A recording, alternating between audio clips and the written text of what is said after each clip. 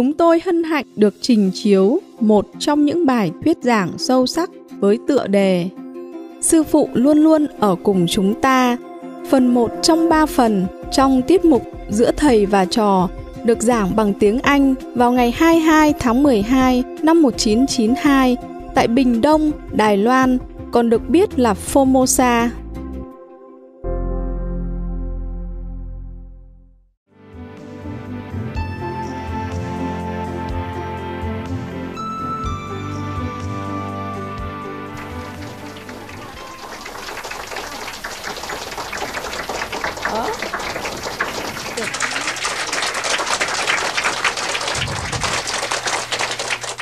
Hi, here we are again.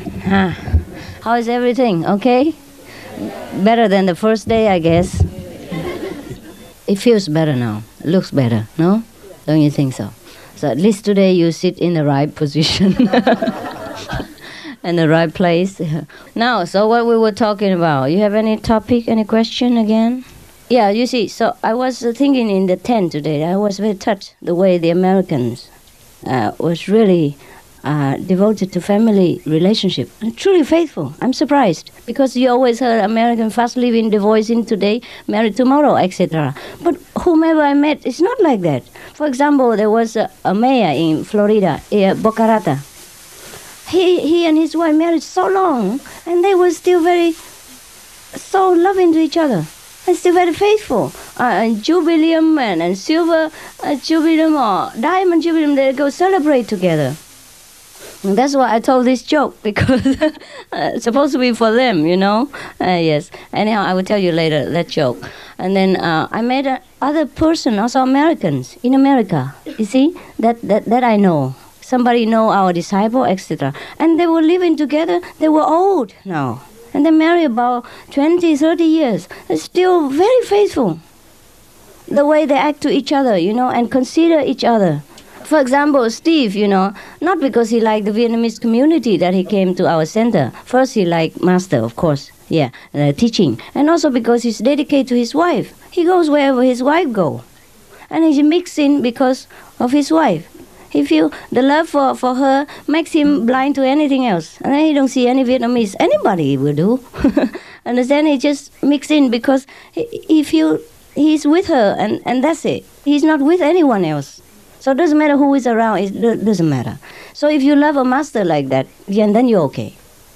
You don't see anyone else. You only see the master. Yes. So at least you can learn something from the mundane relationship.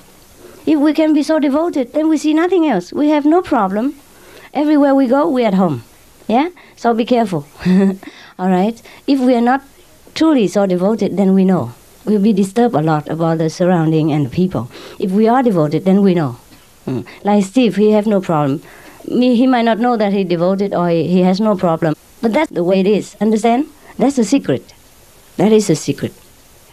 And Craig, I didn't think he was so devoted to me either. I think he came because his wife introduced to him, and then he also is spiritual, but more or less was because of her. Is that not so, Craig? More or less, yes. Of course you like me also. I wouldn't say you don't. Understand? But if not for her, you would not have taken a lot of trouble. Probably wouldn't be here. Yes, you wouldn't be here either. You see that? And I'm not jealous with this. I'm very touched, you know. I'm very touched that even in a mundane level, one person can be so devoted to that person. I'm happy for them. Understand? So if you say you're very devoted to Master, and if you can be up to that much, it's enough already. Yeah. And then you have less trouble, because you're blind to anything else. And then you have less trouble in your life. Not that I ask your devotion. Understand? You know the secret now? Yes. Now, I tell you another story to prove it. The joke, wait, huh? It's all right. I know you're anxious to hear the joke, but that come later. It's not important. It's just a kind of punch so that I can talk to you. Yeah? Just like I'm wearing nice clothes so that when you come to me, and then you don't need nice clothes anymore. Just, yeah. Because you don't care. Just like I dance with you so that you come to me and later you lose interest for dancing. Understand?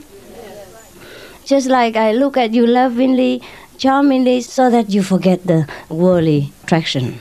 That's all. Understand? To replace a higher level of substitute.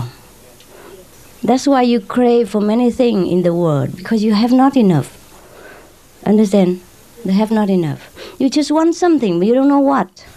And then you grasp here and there just for substitute. And all cheap substitute doesn't satisfy you. So someday you have this girlfriend, another day you have another girlfriend. Because each one has something you like, but not all the things that you like. That's why when, before in the old day, a king or the queen, they usually have many consorts. Just because to fill the gaps. You understand? Because not usual that a woman or a man has all the quality that is fulfill the need of the other partner. Therefore, we most often have trouble, conflict, and quarrel. If we both fit each other's need, then we have less trouble. That's what it is. So for those who have in a good relationship in marriage, I guess they fulfill each other's need and just they're satisfied with each other. So you are like that, I like enough, like that. Otherwise, they will look elsewhere, and you cannot blame them. You understand? Therefore, I do not condemn people. I just say it is better you stay in one relationship. But I also say, if it is intolerable, then you just take care, yeah? Do what is the best. The main point is to keep the equilibrium in your environment and your life in order that you can concentrate. That is all. Not because to keep a marriage is so important. Understand? It is important as long as it keep your equilibrium, tranquility, so that you can concentrate. If that marriage disturb your concentration, then it's not the purpose. Keep the marriage not because of the marriage's sake, understand? Just so that both can develop in harmony. So, in case you can work with a partner like that, it's enough already. No need to look elsewhere. Changing always makes us very troublesome and restless. It's no good for practicing. But if a marriage makes you even that restless, then you might as well seek peace somewhere. Understand not? Yeah? So even my teaching is like that, but it's not like that. You understand? You cannot always hold on like a square like this and say, Master, say this. You don't do it, you die.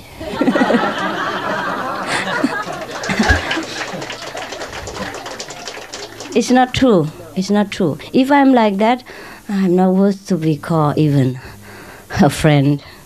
Never mind a teacher. Huh? Okay. So try to understand the underlying teaching and not always hang on to the letter. Huh? For example, I always say sometimes, if before initiation you already had 2 women and you're all right all together, don't because of the precept, one person, one woman, one man, and then cut one. That's make trouble. My purpose is to bring happiness to you and tranquility to your life, not to cause chaos and upheaval. Your love life and business in anything at all. That's not the purpose. You understand? That defeats the purpose in the beginning. Therefore, when you want to judge somebody or condemn a situation, you have to think carefully, understand? You have to be flexible all the time, all the time, all the time. You have to see the situation and his inner intention and his level of understanding. If a child cannot walk very fast, you cannot scold him. But if a person who can walk fast and then purposely delay the forward moving of a whole group, then you have to scold him. Understand or not? Yes, yes. But in a spiritual sense, it is different because we all grown up, so we don't see anyone as a child or an adult. But actually, the master see inside who is a child and who is adult. It's the inside thing. It's the inner affair. Therefore, even though many people do the same thing, but I treat them differently. Yeah? So just like yesterday you say, I treat you, the Americans, you know, the Occidental people, a little bit special and make you embarrassed. Should not be. You understand? Should not be. I know what to do. Yeah, you deserve some special treatment. You came from a different culture and you've gone through a lot of hardship. So you need a little bit extra comfort. That's all right. That's all right. I'm sorry that I couldn't give you better. treatment because of a lot of other things. Yeah, so this is not enough. It's not enough. But I understand that you appreciate a little thing, just a kind of symbolic. That's enough. Understand? Yeah. And I know you understand. Yes. So don't say I treat you anything special. Nothing. It's different. It's different. Yeah? It's different. Also, you don't see me that often. You cannot afford to. The Chinese, they can see me anytime. I'm here for many years already. If they don't see me now, they see me later. Or they have seen many years already. There's no need to treat them special. Also, they live together with me in one country. Yeah? And that makes a difference. They feel already satisfied somewhat. Yeah? They know that I'm here. You came from a very long way. Understand? Just to see me. So that demands a special devotion from you. Special effort from you in order to be here. Understand? So, to be equal to that effort, I do something. That is all. Okay? To let you know that I appreciate it. Not that anything special, not that you need that extra chocolate or something else, but you know that I know. Yeah, Tony? I wanted to ask you about that, about devotion. Sincerity was always a difficult word for me to define for myself, because Ramakrishna, when he was trying to find God, he fell on his knees and he started begging, and soon the mother came to him. Right. And other, like Muktananda, for example, he would sit and not do anything, just wait for God. I don't know if I can myself ever. So devoted, right? But is that what we're striving for, or is, like you just mentioned that we traveled so far? That's also devotion. Is that? Yes, it is. It's the same kind of devotion. Yes, same kind of devotion. Otherwise, you would go to Florida Beach, or take your girlfriend to party, because you cannot prefer anything else. Well, he fall on his knees, you fall on the aeroplane. It takes money, time, and determination to come here. It's no fun. It's no fun to come here for 1 week and don't know what treatment you get even. And you know it. It's not fun. Except you truly like it. Yeah, that you have no other preference. Yeah, then you go. Understand? Yeah. Otherwise you could go to India even. There's so many masters there. Or at least easy to get one, huh? It's not easy, but if you know the way already, it's not hard. If you just very novelty from nowhere, then it's difficult to find master, because you tend to run after the orchid, the yellow rope. Yeah, then it's difficult to find. Or you try to run to Himalaya and search it in the snow. But when you know already, understand, it's not hard to find a master in India, because you know where to look for. Yeah? You don't look in a special place. Then you look. Most masters are very ordinary. They live family life. And they're very ordinary. If they walk on the street, you never know that a master. They don't wear any special clothes. Normally like that. Yes. They might wear, but it's not a mark of the master. And when you already know all this, it's easier to find a master in India, right? So I said, if you really don't like it, you wouldn't have been here. Okay? Devotion, I don't have to have a certificate. Yeah, and say that this person is truly devoted. And devoted has to be like that, like this, and the other. Just like Mary yesterday, she thinks she's not devoted. This is nonsense. Yeah? Right.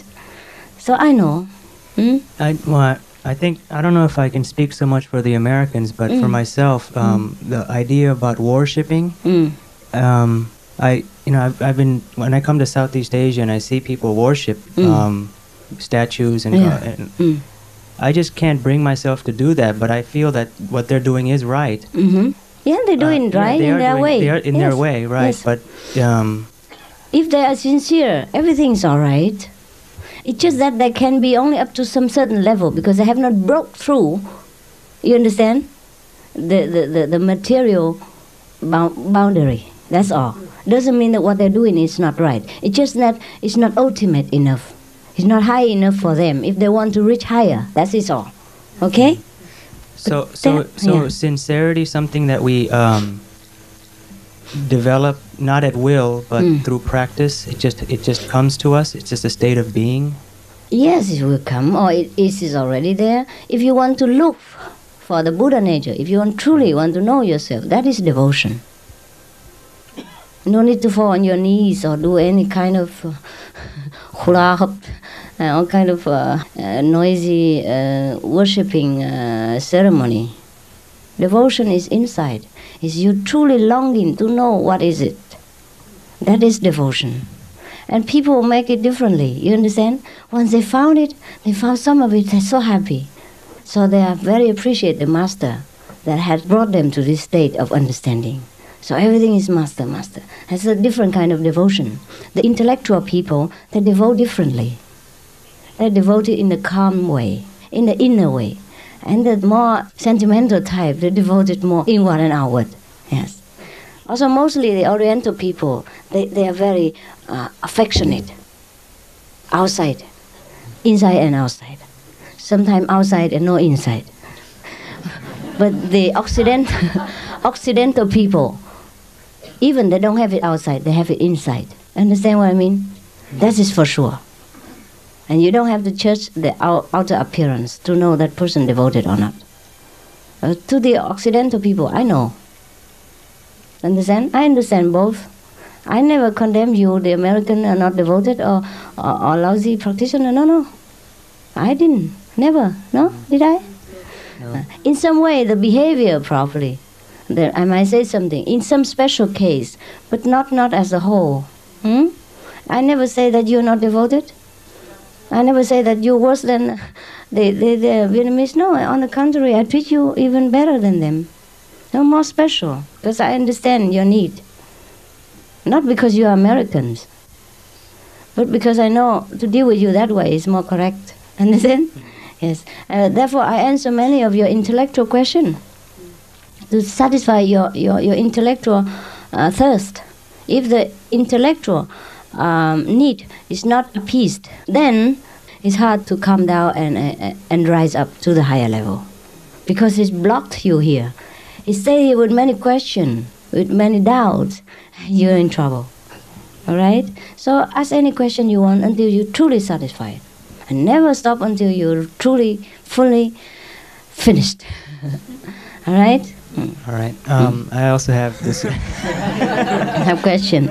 Well, I seem to think that there's a line to God. Yeah. Like, I'll draw it right here. Right. And then you jump over. And this is God over here. Yeah. And you're with us on this line. Yeah. Since we're initiated by you and Right. you're guiding us this way. Yeah. But life is like choice. We choose what we want to do, and if we make the wrong choice, the further away we go from the line. A little bit, yes. Right. And then? So, a question about choice. It's just a matter of how much burden you want to take upon yourself, right? As you're going on this path. If for example, if you have two different, if you have a choice between two different things, one of them might be the better choice, but you chose the one that's not better. Does that mean you're carrying on more burden on this path, the spiritual path? Actually, we don't have that many choice. We only think we have choice. That's a Maya power. Now I tell you the example. For example, you have two choices to make, right? And you think you make this choice because it's correct. Right, you're happy. You make this choice. You're going to success. But it's not true. If it is supposed to be God's will that you success in this choice, then you will success. Otherwise, you at the end, you will come round to the other choice. And then at that time, you think, I have no other choice.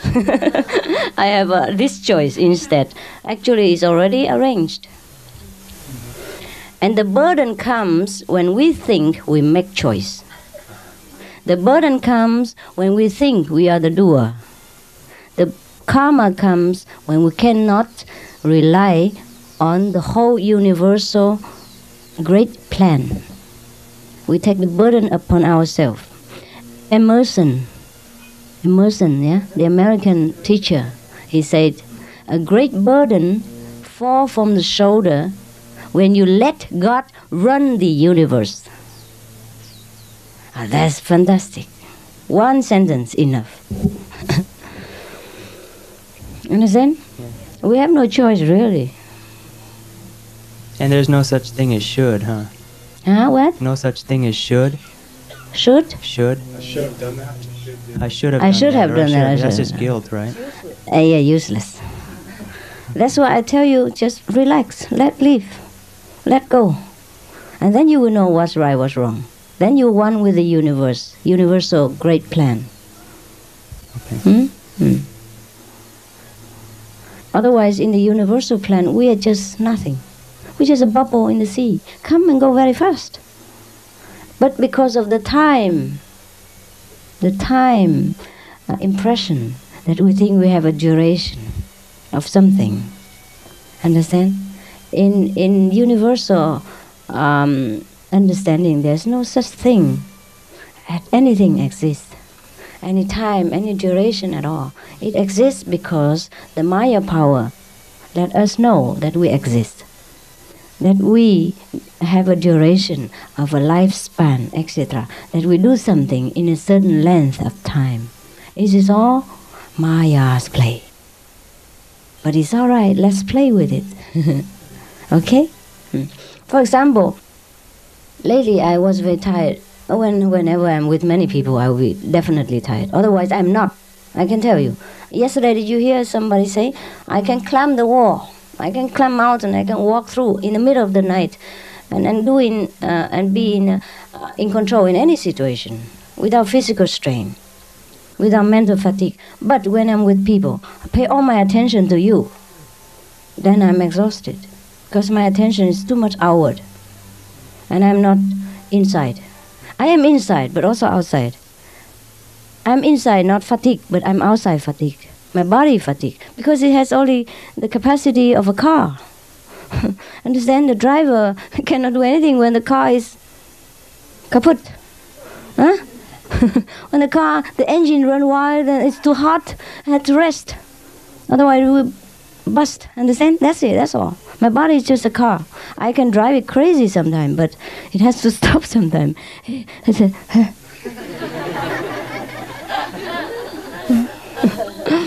Now, you know, huh? Okay.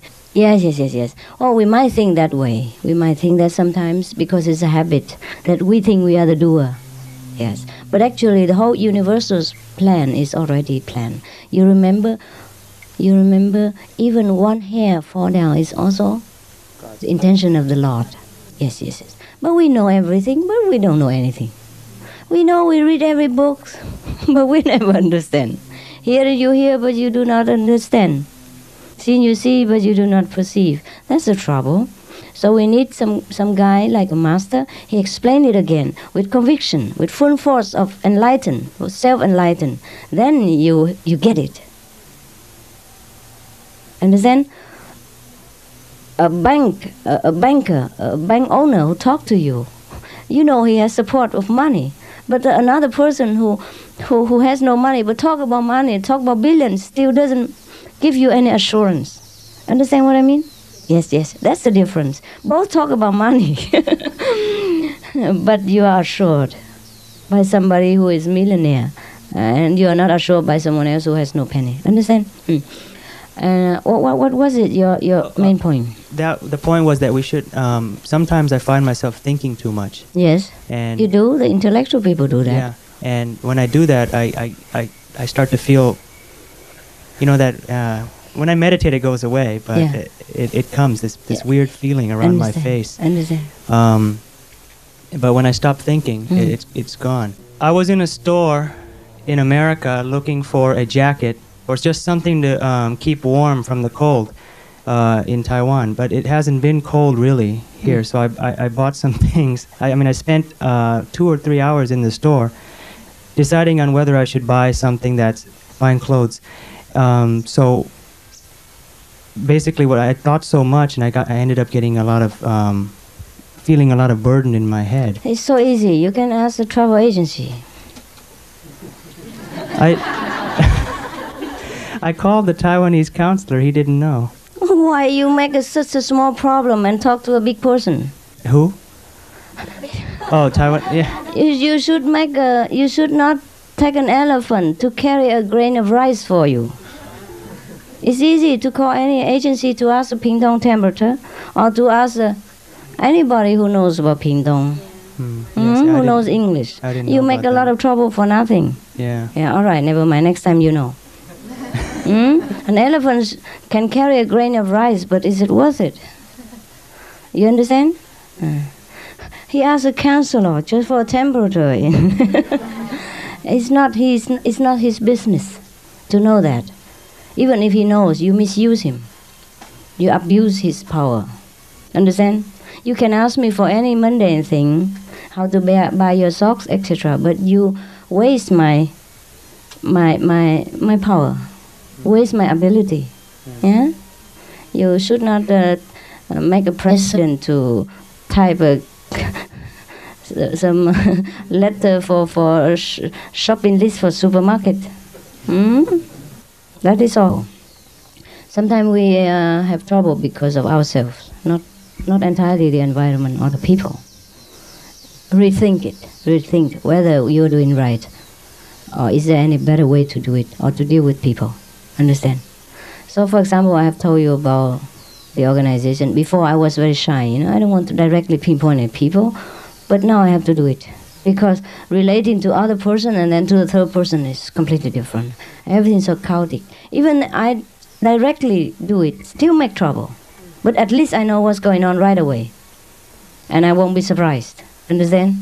And it's easy and faster to recover or to reorganize it.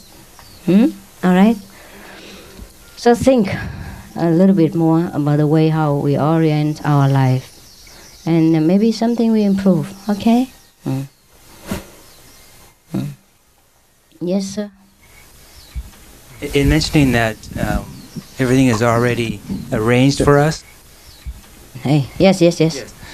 Then that brings to my mind a question of, if it is already arranged, then what is the purpose of striving for enlightenment or for liberation if our striving is virtually meaningless at that point? You have to strive in order to know that you don't need to strive. You strive until you give up, you mean? No.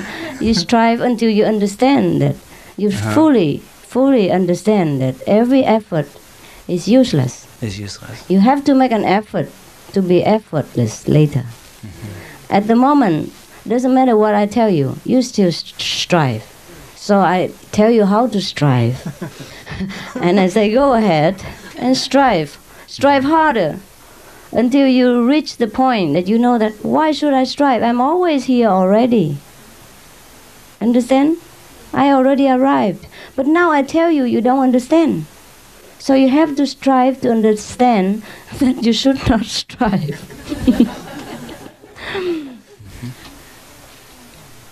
Okay, Vincent? Because now, if I tell you don't strive, can you stop? Can you just relax and surrender? If you can? Well, actually, I found myself doing that, but then feeling a little bit behind schedule, and then getting back into striving again. Yeah, yes, that's it. So you still are not there. You see what I mean? Right, but more so than before. Then you try to strive more, and then one day you will stop striving. That's the purpose. That's the purpose. Because if we don't strive now, we cannot feel at ease. Until you stop striving and you still feel at ease, then it's all right. Now, if you don't strive, you're in trouble. Right? So if say I was to stop striving, but say stop striving even though I don't have the total knowing of that, that would be also ineffective. Is that what you're saying? Ineffective. So you have to really come to that level of understanding. Yes. Before then. Yes. Okay. Not intellectual understanding, but truly relaxed. Truly at home. Now, intellectually, you understand what I'm talking about? Well, yes. You do. But it's different from realization. Yeah, all right?